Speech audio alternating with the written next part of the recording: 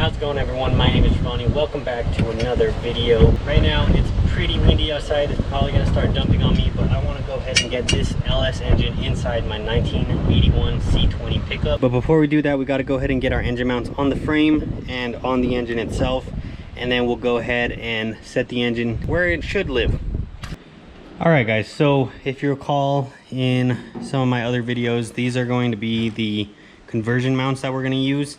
This bracket bolts up to the LS engine, and then this is our small block Chevy motor mount. This is what's actually going to bolt to here. It's going to just bolt on like that. You can see that that bolt lines up there, those two bolts line up there, or you can put it a little, I think it's about an inch or an inch and a half back or forward. But that's basically the gist of it. So we're gonna go get this mounted up on the engine and drop her in. I'm just gonna pull off this header first so we can see what we're doing.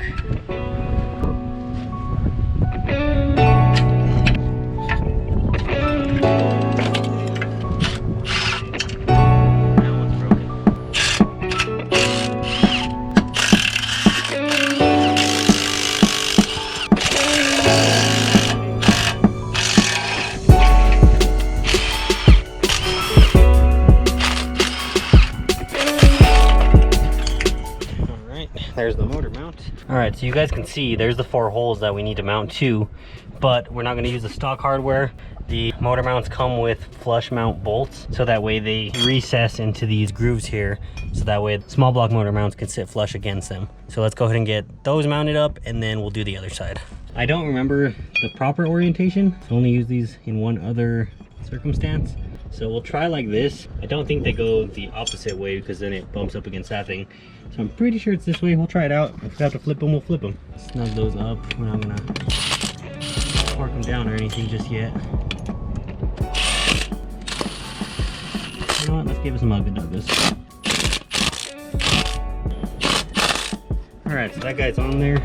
So you have 3 different options. This is gonna push the engine further towards the front, and this is going to push the engine further towards the back.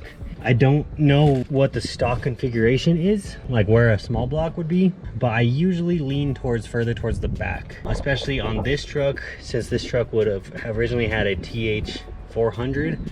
Our 4L60 is going to be a bit shorter than that, so that extra inch or so might let our stock drive shaft work. So we'll just have to play with it. You can always just move them if you need to. So we're going to try to send it on the holes closest to the front of the engine. The other thing we're going to have to see is on the other side we have our AC compressor. No idea if that's going to work with these at all. If it doesn't work for right now, we'll take it off and we'll figure out a solution later on, because I still don't, this isn't a stock AC truck, so I still don't have like a blower motor and all that stuff.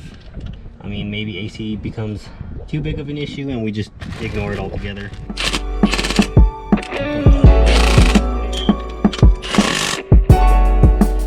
Now let's go do the other side.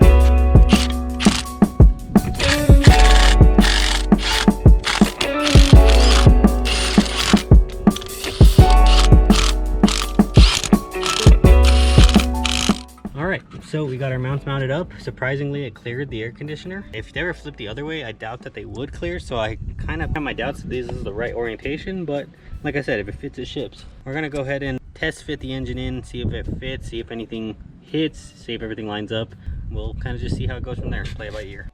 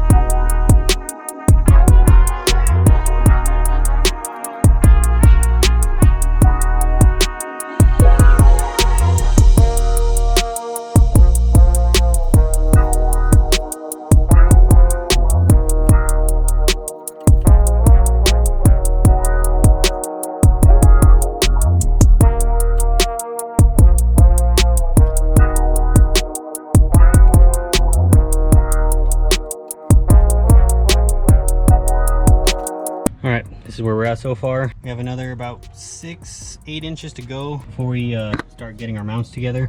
I put a ratchet strap on the transmission just to hold it up in the back. I'm gonna put a jack underneath the transmission just to hold it up while I let go of the strap so we don't get a violent swing down. And then basically we're just gonna guide the engine in. And then at some point I'll probably have to re-grab the hoist here because I'm already hitting the front bumper. So if you guys are gonna do this, probably should have taken off my front bumper to begin with, but didn't really think about it. But all right, so let's do that.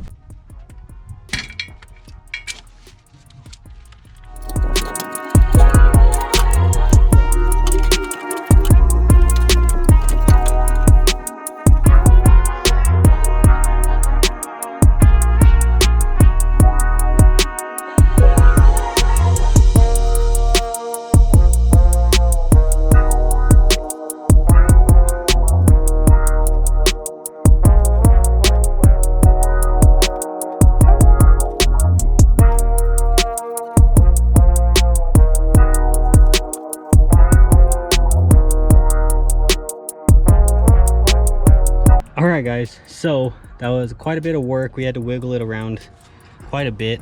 A couple things. So as you can see, we still got plenty of clearance between the back of the engine and the firewall, and we also have plenty of clearance from the front of the engine to the front of the vehicle.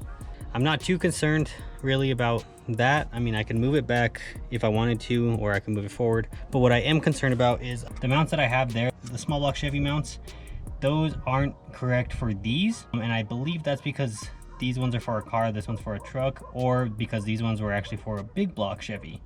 So I gotta figure those out real quick. I might have the original stock ones, and if that's the case, I'll just swap them out real quick. But basically this is where the engine's gonna sit. Now as you can see, everything fits so far. I haven't run into any clearance issues.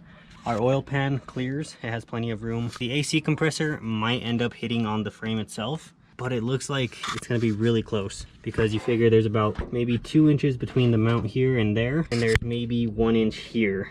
If I had to notch the frame right here, that wouldn't be the worst thing in the world. That, or we just switch out compressors or get a different AC mount.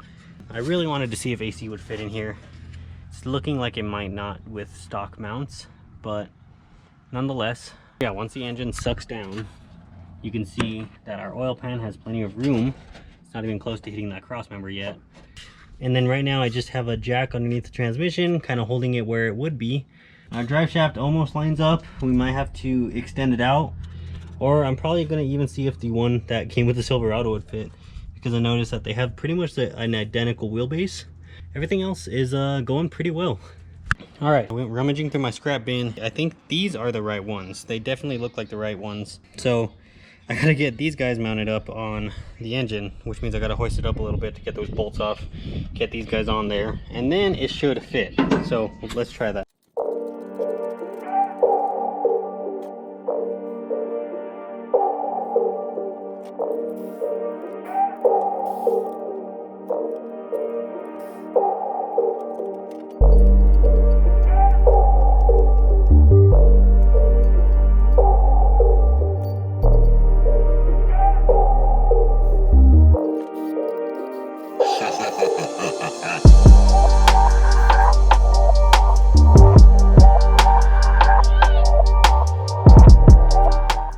Swapped them out for the right mounts, and I also moved the engine. I'm gonna move the engine back like another inch just to give us more space, and we'll see how this goes.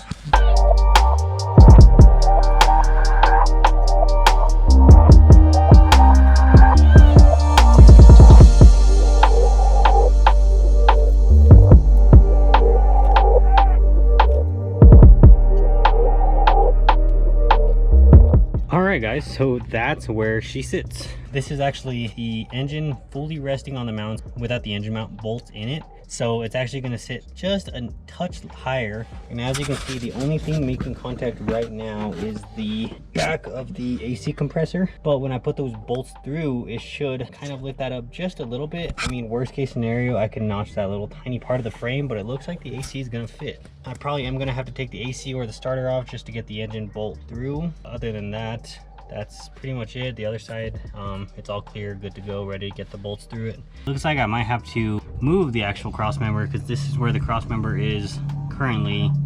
It's gonna have to go to right there now. So probably just have to drill some new holes in the frame, or kind of make a cross member fit right there. I might just get a universal cross member or something. But nonetheless, everything is in here. Transmission might connect to the drive shaft. It might be a little bit of a stretch. I'll try putting a slip yoke on here and just seeing how much play we have. We still may end up having to get a new drive shaft. Other than that, I mean, that's the engine pan right there. You can see that it's not interfering at all. Everything just kind of worked. Honestly, not that big of a deal as far as like the installing of the engine. So again, engine has some slack on it, so the engine's resting on itself right now. I think our stock exhaust might even fit on here, which would be pretty cool because I can just use a cheap stock exhaust probably. All right guys, so it's getting dark, but this is pretty much it. This is the engine. This is where it's going to sit. I got the engine bolts through. As you can see, I took the AC compressor off just for now.